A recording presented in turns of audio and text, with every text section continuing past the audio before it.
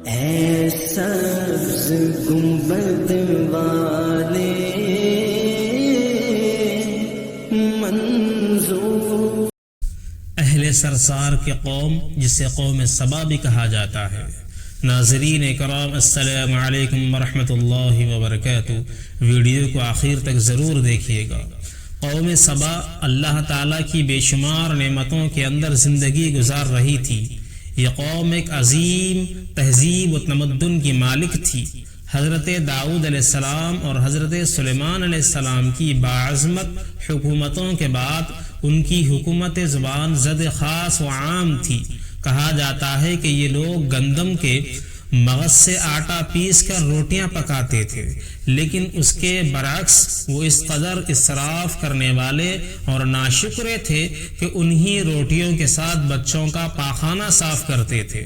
بعد ازاں ان آلودہ روٹیوں کو اکٹھا کرنے سے ایک پہاڑ بن گیا تھا۔ پھر ایک صالح شخص نے وہاں سے گزرتے ہوئے ایک عورت کو دیکھا جو روٹی کے ساتھ بچے کے پاخانے کے مقام کو صاف کر رہی تھی۔ اس شخص نے عورت سے کہا، تیرے اوپر افسوس، خدا سے ڈر، کہیں ایسا نہ ہو کہ خدا تیرے اوپر اپنا غضب ڈھائے اور تجھ سے اپنی نعمت چھین لے۔ اس عورت نے جواب میں مذاق اڑایا اور مغرورانہ انداز میں کہا، جاؤ جاؤ، گویا کہ مجھے بھوک سے ڈرا رہے ہو۔ جب تک سرساری جاری ہے مجھے بھوک سے کسی قسم کا کوئی خوف نہیں ہے۔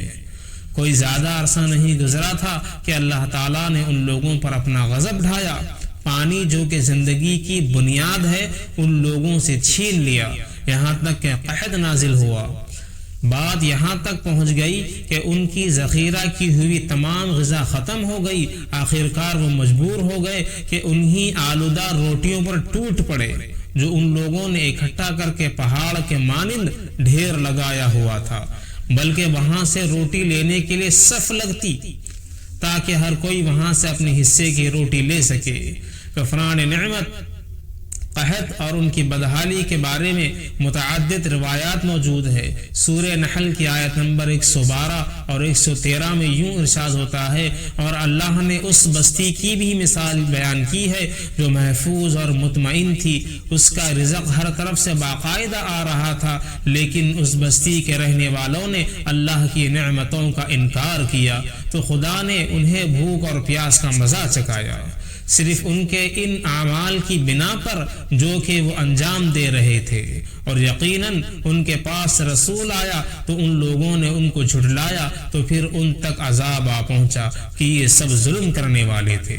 اسی قوم سبا کے بارے میں ایک اور واقعہ بیان ہوتا ہے کہ ان لوگوں نے اپنی زراعت کو بہتر طور پر کاشت کرنے کے لیے پانی ذخیرہ کرنے کی خاطر بلخ کے درمیان دو پہاڑوں کے بیچ ایک بہت بڑا بند معرب تعمیر کیا ہوا تھا۔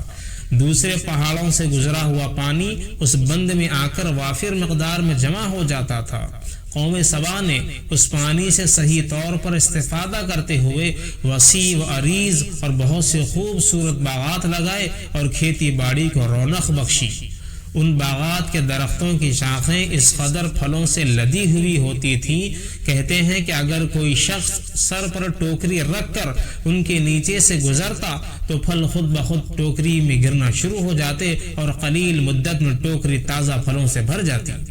لیکن نعمتوں کی کثرت نے انہیں شکر کرنے کے بجائے سرمست اور غافل کر دیا تھا، یہاں تک کہ ان کے درمیان بہت بڑا طبقاتی نظام وجود میں آ چکا تھا۔ ان میں سے صاحب اقتدار لوگوں نے کمزوروں اور ضعیفوں کا خون چوسنا شروع کر دیا تھا، یہاں تک کہ ان لوگوں نے خدا سے ایک احمقانہ التماس کیا جس کا ذکر سورہ سبا کی آیت نمبر 19 میں ملتا ہے۔ انہوں نے کہا، خدایا ہمارے سفروں کے درمیان فاصلہ زیادہ کر دے۔ انہوں نے اللہ سے یہ التماس اس لیے کیا تاکہ غریب بے نوا لوگوں اور ثروت مند ان کے ہمراہ سفر نہ کریں۔